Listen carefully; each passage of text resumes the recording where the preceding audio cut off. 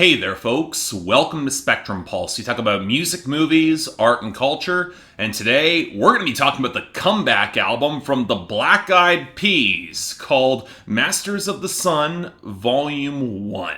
I'll say it right now, this feels weird. And to explain why, we need to go back to the early 2000s, back to an era where mainstream accessible alternative hip-hop, having received a brief second wind in the late 90s, seemed to be fading out yet again, and when a hip-hop trio called the Black Eyed Peas are getting a little bit of traction. They weren't really a great group, the lyrics felt undercooked and often felt like they were reaching for insight that they can never properly achieve, but nobody could deny those hooks they stuck with you, and by the time they added a girl group survivor named Fergie to their team, they started having a lot of chart success, and it was about this time their content took a sharp nosedive in quality. And while it would take the listening public until the end of the decade to really pick up on it, I mean, the hooks were too damn infectious for them to give up on them that easily, especially when they pitched out more organic hip-hop for electropop for some of their biggest ever hits. But by 2011, we as a culture, we were done with the Black Eyed Peas, and the group went on indefinite hiatus. I did not expect them to come back. Hell, many people thought the group were done, especially as group mastermind will.i.am released a solo project to which I thoroughly dissected before YouTube. Spoiler alert, if you want one of my more negative reviews, go into my blog and look that one up. But now they're back.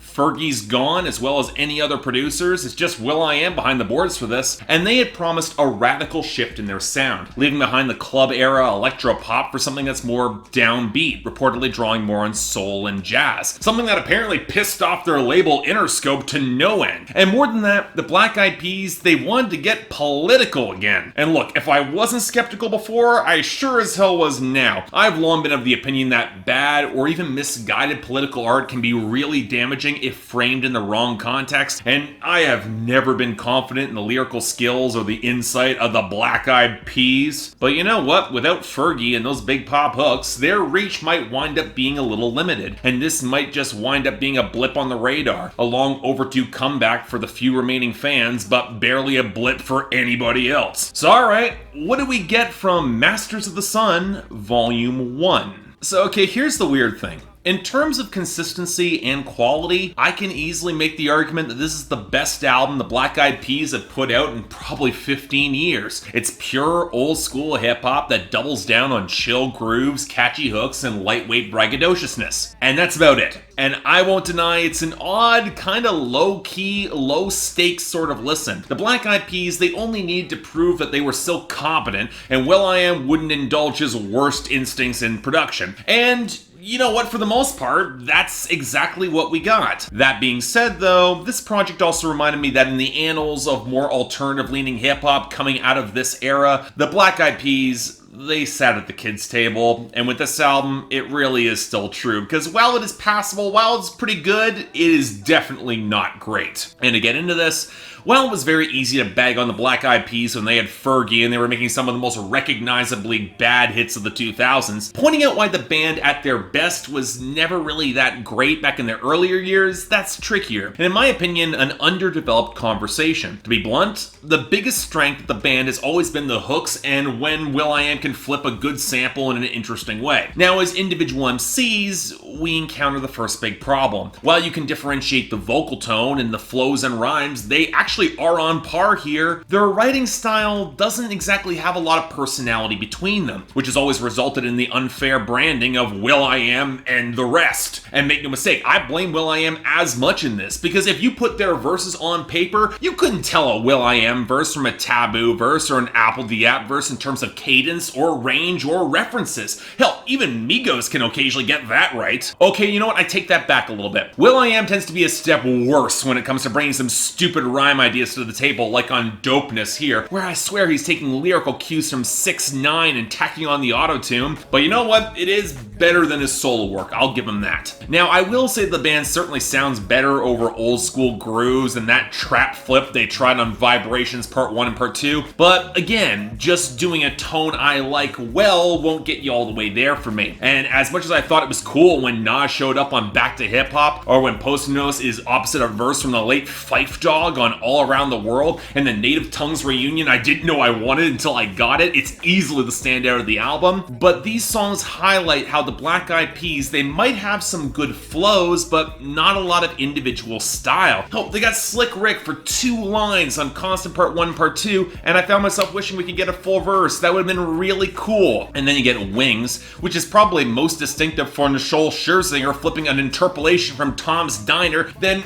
anything the Black Eyed Peas are saying, and that's kind of a problem. And here's where this becomes even bigger. When the flows are good, but not incredible, and the rhyming is solid, that'll be enough to hook a lot of audiences. I mean, come on, it's the Black Eyed Peas. What are you expecting? Until you come to the sudden realization that the Black Eyed Peas aren't exactly saying that much in their rhymes and punchlines. And again, that might be your expectation, but a lot of this rapidly falls forward as pretty straightforward old school flexing. And I can't be the only one who finds this a huge missed opportunity to get a little bit more personal and introspective. I mean, the band has been on hiatus for 8 goddamn years, and you all have so little to say that you're defaulting the same sort of bars you probably put out 20 years ago? And not only does this really hurt the individual personalities of each MC coming to the table, but it really makes the attempts at political material or conscious rap feel undercooked and kind of questionable. Yes or no, it seems like it's trying to make a hard statement to take a side, but when the verses devolve into being one thing versus being another thing without a lot of details, it boils any actual issue down to the basest, most general dichotomy, and that serves nobody. And keep in mind,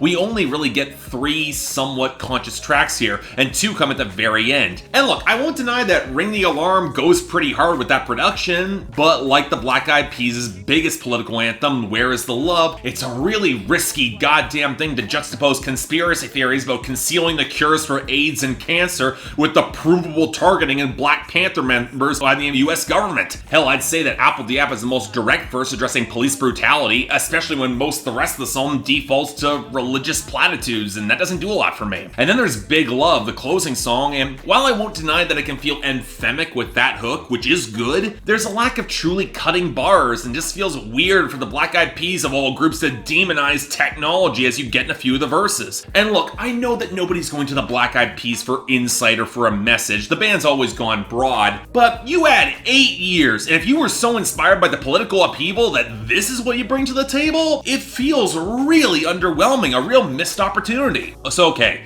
maybe the production and hooks make up for it? Well, yes and no. will.i.am might have good instincts for hooks, but adding any sort of grit or deeper texture was never going to be on the table. And unfortunately, there are a fair few songs where his choices behind the boards only serve to hamper some solid songs. Take the best song, All Around the World. Why he felt the need to tack on some poorly mixed extra bass to drive home a point on one of the verses? It feels really clumsy and unnecessary when the beat's already really good. And then there are the beat switches. I already talked about the trap flip on Vibrations Part 1 and 2, but then you get the garish electro dance flip on Constant Part 1 and 2, and then you realize that after the verses and hooks, after they're done, will.i.am is just gonna let the beat ride and really push all these songs longer than they probably should be. Then there are the choices that just feel kind of bizarre. I really dug the hook and the distant symphonic vocals behind New Wave off of that bass line, but nobody can convince anybody that this sounds remotely new. It's weirdly dissonant to have that anchoring your hook. And then there's the autotune on Dopeness opposite a killer bass line, some great guitar, organ, and horn accents. The elements just don't really mesh together as well as I think they want them to. And look,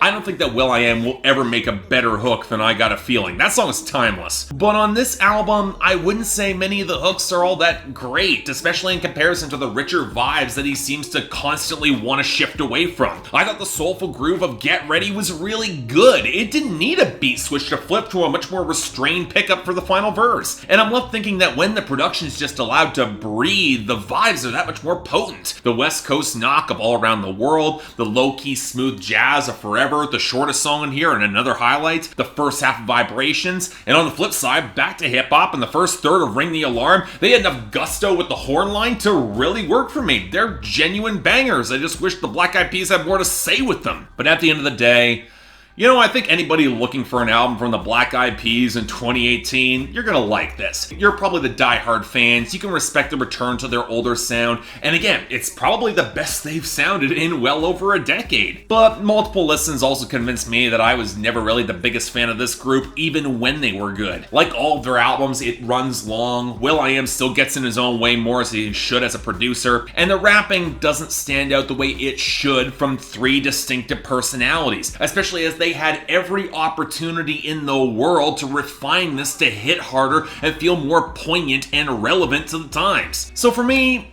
it's a solid 6 out of 10, about the best I could have really expected here, so I'm not complaining. If you're curious, it is worth a listen or two. I'm not sure it'll stick with many folks or draw huge returns to the band, but you never know, so what the hell. Check it out. So yeah, thanks a lot for watching. If you'd like to like and subscribe, I'd be more than grateful. I'm not sure how many of you are sticking around for a Black Eyed Peas review. I'm a little bit surprised it's got as much of a draw as it did, but hey, links to buy or stream is down there below, and I got the poll up there. I'm curious how you guys following this, because I'm certainly feeling more positive than I was expecting.